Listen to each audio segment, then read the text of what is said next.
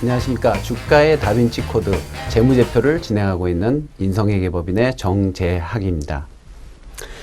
저번 시간에 이어서 오늘도 재무제표에 대해서 검토를 해보겠는데요. 이번에는 상장 폐지되었던 디패션이라는 회사에 대한 재무제표를 검토를 해보도록 하겠습니다. 우리 디패션이라는 회사를 검토를 하기 전에 최근에 사회적으로 문제가 되고 있는 모뉴엘이라는 회사에 대해서 한번 보시도록 하겠습니다. 모뉴엘이라는 회사가 비상장 회사였기 때문에 우리 개인적인 그런 개인 투자자분들에 대한 손실은 최소화할 수가 있었지만 많은 은행들이라던가 그런 채권자들한테 상당한 피해를 줬던 그런 사건입니다. 근데 그런 부분들에서도 재무제표를 면밀하게 검토하는 법을 보시면 그런 피해를 방지할 수 있지 않나 하는 부분이 있어서 간단하게 모뉴엘이라는 부분을 설명을 한번 드리고 진행을 하도록 하겠습니다.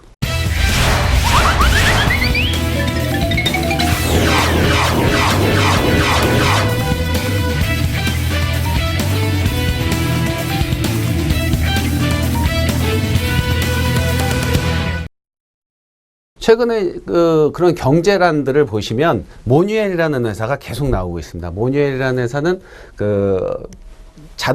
자동차가 아니라 청소기, 자동 청소기, 청소 로봇을 만드는 회사들인데 그런 회사에서는 2008년 370억, 2009년 340억 해서 쭉 해서 2013년 3,400억까지 외형상의 성장의 모습을 보면 어느 정도 건실한 회사의 모습을 볼 수가 있고요. 총 부채 같은 경우도 항상 60% 이내로 유지되는 그러한 모양새를 보이고 있었습니다. 다만 문제는 매출을 한 후에 그 매출 대금의 회수가 제대로 되지가 않고 쌓여있는 매출 채권을 은행에서 팩토링, 그러니까 매출 채권을 양도를 한 것입니다. 내가 1억어치를 매출을 하면 그 1억어치를 판 사람한테 받는 게 아니라 일단 먼저 은행에서 내가 1억어치를 팔았으니까 그거를 나한테 대신해서 대납을 해달라라고 하는 것입니다. 그렇게 해서 매출이 783억, 매출 채권 팩토링이 304억이었다가 급기야 1조 580억, 총 매출 규모가 1조 1000억인데 매출 채권 팩토링을 1조 580억까지 하는 현상이 발생을 하게 됩니다. 그래서 이런 부분에서도 재무제표의 표면적인 부분만 보게 되면은 그러한 회사의 상황을 잘 알 수 없는 상황이 됩니다. 결국 재무제표 중에 일부라고 할 수 있는 재무제표의 주석을 보면 매출채권의 팩토링 부분이 나온다고 할 수가 있습니다. 회사에서는 2008년도에 회사의 그러한 신용도가 BB-라서 큰 금액을 조달을 할 수가 없었습니다. 그래서 만든 방법이 팩토링, 매출채권의 양도였는데요. 양호한 회사들에 대해서 매출채권을 팔게 되면, 예를 들면 내가 코카콜라에 대해서 한 100억어치를 팔았다 라고 하면 코카콜라에서 그 대금을 받을 수 있는 확률이 높아지기 때문에 상관이 없는데, 무역 어음이라든가 해외 매출 같은 부분들은 약간 상대 거래처의 신용도와 관계없이 채권을 양도하기가 쉬운 그런 부분을 이용을 해서 상당히 많은 금액에 대해서 팩토링을 하고 그 부분이 부실로 이어지게 된 것입니다. 이런 부분도 겉에 그런 손익계산서 재무상태표만 봐가지고는 알 수가 없고, 그 뒤에 주석이라는 부분에서 회사는 어느 회사의 채권을 팩토링을 했습니다, 또는 양도를 했습니다라고 하는 부분을 눈여겨보실 필요가 있습니다. 그래서 오늘 이 시간에는 재무제표뿐만 아니라 그 재무제표에 부속되어 있는 주석도 재무제표의 일부이기 때문에 같이 한번 보시도록 하겠습니다. 저는 예를 들면 어떤 감사보고서 같은 경우는 100페이지짜리 감사보고서도 있습니다. 재무제표는 한 10페이지 정도 나오고 나머지 90페이지가 재무제표에 대한 주석으로 그 재무제표는 어떠한 상황이다라는 것을 설명을 해주고 있습니다. 그래서 그런 부분도 제가 오늘은 요약을 해서 한번 설명을 드리도록 하겠습니다.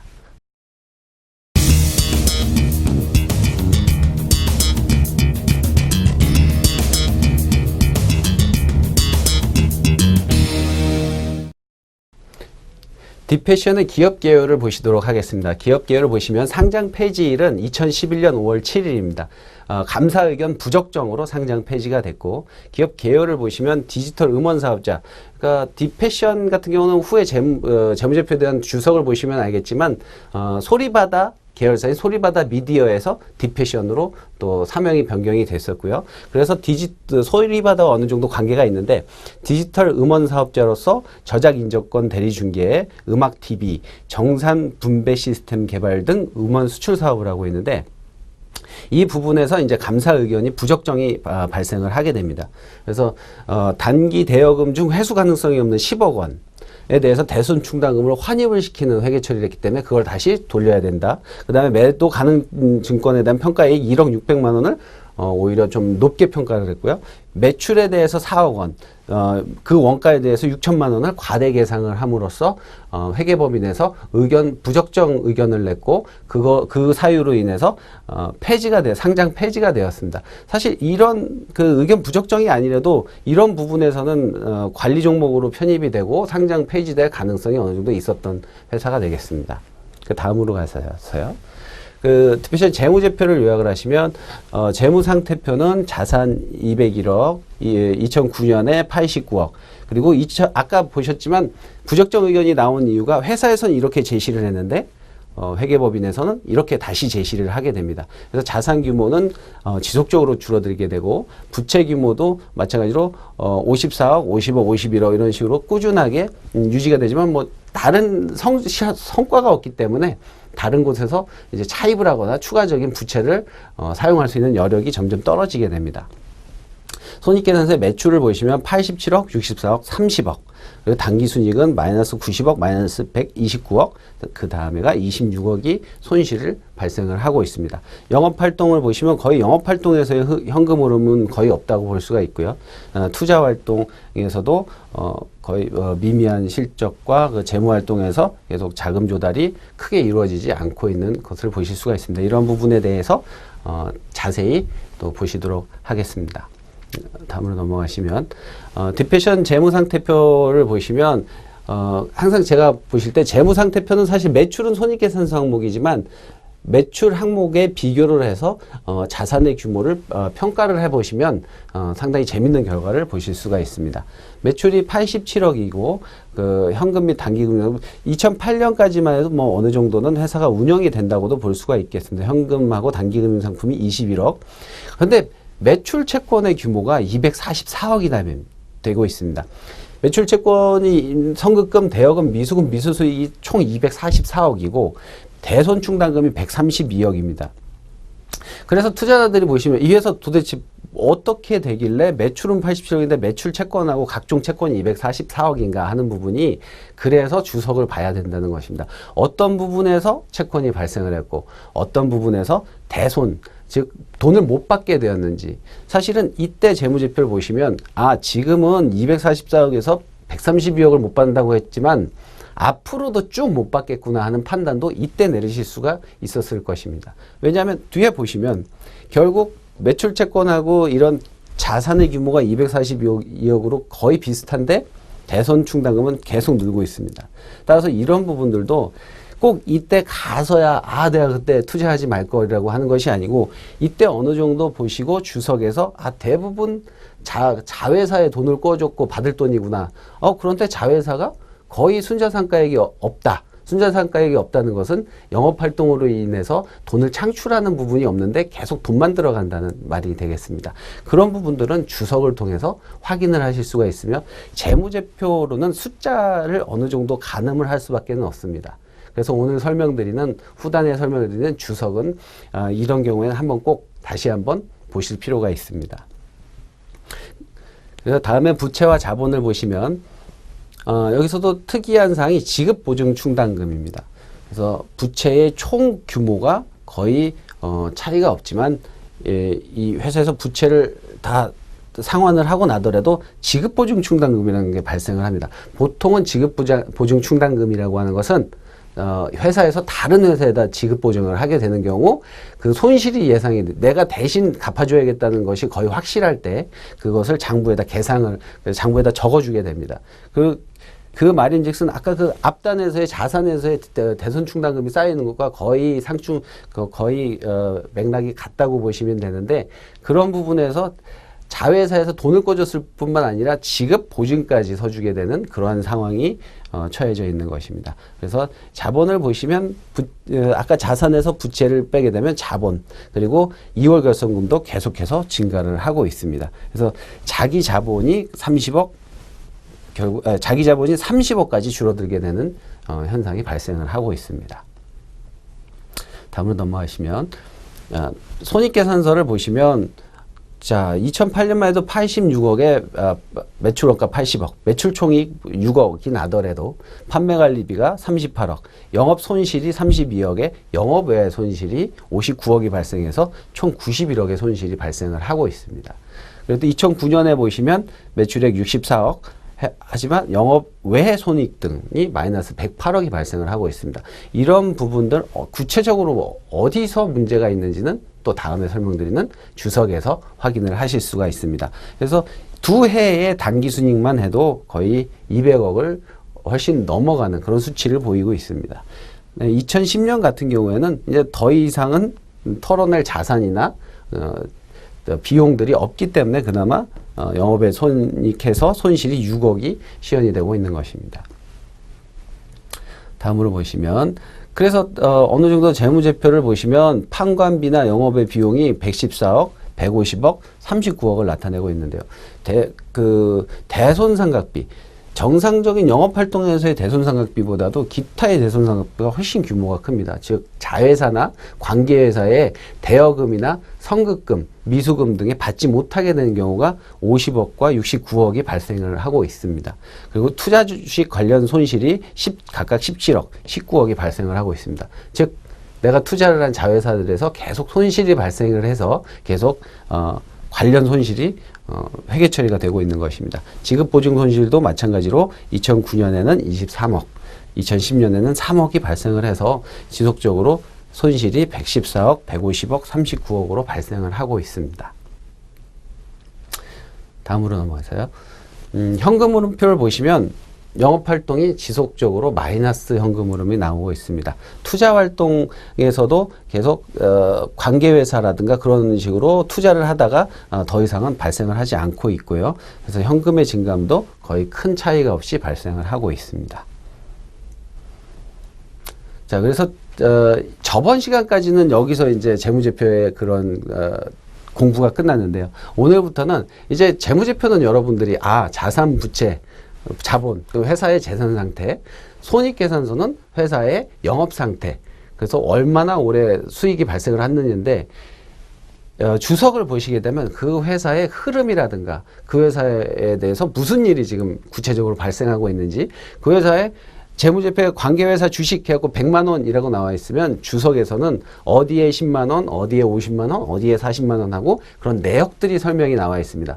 정상적인 회사라면은 그렇게 보지 않아도 될 부분, 하지만 비정상적으로 운영되고 있으면 좀 봐야 될 부분, 소송 사건이라든가 담보 제공이라든가 하는 부분들이 한번 검토해 보는 것이 필요한 것입니다. 여기서도 보시면 글자가 뭐 여러 말이 있는데 이 빨간색만 해도 회사의 개호라고 해서 나왔지만 지나가기 쉽지만 3년을 비교를 해보면 계속 회사 이름이 바뀌고 있습니다. 만인의 미디어, 소리바다 미디어, 그 다음에 주식회사 디패션으로 바뀌고 있고, 자본금 같은 경우도 130억에서 140억, 그 다음에 20억. 그래서 여기서는 상당히 많은 감자를 했구나. 회사의 상황이 상당히 안 좋구나. 이쪽에서는 어느 정도 소규모 증자를 해서 약간의 자금을 조달을 했구나 하는 부분들도 이해를 하실 수가 있습니다. 다음으로 넘어가세요. 이 사용이 제한된 자산입니다. 보통은 사용이 제한된 자산이 일반적인 회사는 그렇게 중요하지는 않습니다. 회사를 운영을 하다 보면 예금 담보를 제공을 할 때도 있고, 그리고 또 그 비율이 그렇게 크지도 않습니다. 그럼 보험에 대한 담보가 될 수도 있는데, 이런 경우에는 상당히 많은 금액이 지금 사용이 제한이 되고 있습니다. 자, 정기예금 같은 경우는 20억이 단기차입금에 대한 담보로 제공이 되고 있고요.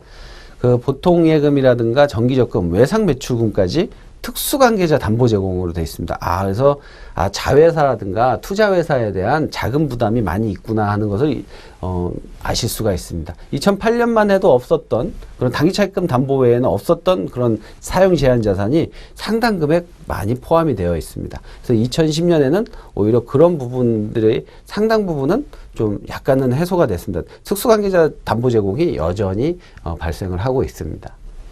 다음으로 넘어가세요. 자, 그렇다면 과연 어떤 회사들에 투자를 했길래 손실이 지속적으로 발생을 하고 그 회사들에 대한 담보 제공이 발생을 하고 있는지 보시면 보스턴 창업투자, 보스턴 영상 콘텐츠 투자조합, 그 다음에 클리크, 그 다음에 엠틀렉, CCM 스카이, ILSC 보면 이 회사에 보시면 정상적으로 영업 활동을 하고 제대로 자금이 재투자가 됐다면 정상화도 될 수 있었지 않았나 하는 안타까움이 좀 있는 게 2008년에 보시면 이런 회사들에 대해서 총 투자 금액이 243억인데 이미 그 중에 200억 가까이 되는 돈이 손실이 났습니다. 그래서 내가 취득한 취득원가 243억을 취득을 했는데 2008년 12월 현재 내가 가지고 있는 건 56억어치입니다. 물론 회사의 시너지가 날 것으로 생각이 돼서 투자를 했겠지만 이미 40억을 투자한 회사가 장부가액이 제로가 됐고 100억을 투자한 회사가 장부가가 제로가 됐습니다. 이러한 과정에서 투자 주식만 제로가 된 것이 아니라 이런 회사들에 대해서 대여금을 대여하고 매출을 해서 매출 채권이 부실화되는 그러한 현상을 주석을 통해서 보실 수가 있습니다. 그래서 단순히 재무제표나 손익계산서 재무상태표를 봐가지고는 알 수 없는 부분을 주석을 통해서 회사의 잠재적인 위험까지 평가를 할 수 있는 그런 부분이 되겠습니다. 그래서 여러분들이 좀 귀찮고 힘들더라도 회사를 간접 투자 상품에 맡기는 것이 아니고 내가 직접 투자를 해야겠다라고 하시면 재무제표의 주석까지는 내가 안 보더라도 저 같은 사람한테 한번 봐달라고 하는 부분도 좀 의미가 있을 것 같습니다. 2009년도에 보시면 취득원가가 238억이 됩니다. 어느 정도는 취득원가는 거의 변동사항이 없습니다. 장부가액도 오히려 더 회사의 상황이 안 좋아져서 30억이었던 회사가 17억이 되고 20억이 됐던 회사가 16억이 돼서 56억의 장부가가 38억까지 줄어들게 됩니다. 그래서 2010년도에는 238억이었던 취득원가는 39억, 거의 비슷한 수준이 유지가 되지만 거의 더 이상은 내려갈 수준이 없을 정도까지 좀 내려갔다는 것을 아실 수가 있습니다. 다음을 보시면 자, 회사가 아까 보시면 사용이 제한된 자산, 그 다음엔 주식 현황을 보셨고요. 그 다음에 지급보증과 우발부채를 보시면 이제 단기말 회사가 종속해 2008년도 같은 경우에는 지급보증이 한 10억 정도인데 2009년 같은 경우에는 지급보증이 급격히 늘어나서 23억까지 지급보증을 해주게 됩니다. 소리바다라는 회사에 제공을 하고 또 소리바다의 신한은행, 우리은행에 이런 자회사에 대한 지급보증을 해줘서 이런 금액들이 지급보증 충당금 부채로 들어가게 됩니다. 곧 이런 금액들이 자회사들이 갚을 수 없기 때문에 거의 대신 갚아야 되는 현상이 여기서 나오는 것입니다. 또 2010년 같은 경우도 거의 비슷한 회사들의 지급보증이 유지가 되고 있습니다. 다음 넘어가시고요. 그래서 또 보시면 어떤 부분이 있냐면 기타 사항을 보시면 자, 이 회사에 투자를 계속 하시면 관리 종목으로 지정될 수 있습니다라는 그런 경고까지 나와 있습니다. 그래서 관리 종목 지정 사유에 발생해가지고 그 감사 보고서에 보시면 2007년, 2008년, 2009년에 계속 사업의 손실은 78억, 90억, 129억으로 상장시장 규정에 따라서 자기 자본의 100분의 50을 초과하는 그 자기 자본의 반 이상의 손실이 발생을 하는 경우에는 계속 사업 해당 종목을 관리 종목으로 지정되게 되어 있습니다. 그만큼 좀 위험한 주식이니까 유의하셔라 하는 부분이 주석에 나와 있습니다. 또한 대표이사의 고소고발까지 나와 있습니다. 회사의 대표이사는 2009년 12월 서울중앙지방경찰청에 업무상 횡령, 사무소 위조, 위조 사무소 행사 혐의로 고소고발되어 있습니다. 이런 부분까지 나와 있기 때문에 여러분 여러분들은 투자를 하실 때 반드시 그런 부분에 대해서 검토를 해 주셔야 되겠습니다. 자, 그 다음에 디피션의 시가총액에 대해서 보시도록 하겠습니다. 자, 우리가 본 재무제표의 검토는 2008년, 그 다음에 2009년, 그 다음에 2010년입니다. 자, 2008년의 실적이 어땠습니까? 매출이 97억에 순이익이 90억이었어요. 순이익이 마이너스 90억이었습니다. 그러면 이때 주식이 올랐어야 될 것이냐, 내렸어야 될 것이냐. 자, 재무제표는 얘기를 했습니다. 이 회사 매출 90억이지만 손실이 90억이 발생을 했습니다. 라고 얘기를 했고, 그 상황에 결국에는 이러한 경고들은 쭉 회사의 주가를 내려가서 결국 상장 폐지까지 가게 되는 것입니다. 그래서 여러분들이 다시 한번 말씀을 드리지만 우리 재무제표를 항상 한 번이라도 더 검토를 해보셔가지고 우리 회사에서 어떠한 일들이 벌어지고 있는가, 앞으로 향후의 주가가 어떻게 흘러갈 것인가를 한번 검토를 해보셔가지고 여러분들 투자 수익을 극대화하시고 투자 손실을 극소화하실 필요가 있을 것입니다. 좋은 투자 수익 많이 올리시고 다음 시간에는 시가총액 상위 종목에 대해서 어떤 좋은 실적이 있는지 한번 검토를 해보도록 하겠습니다.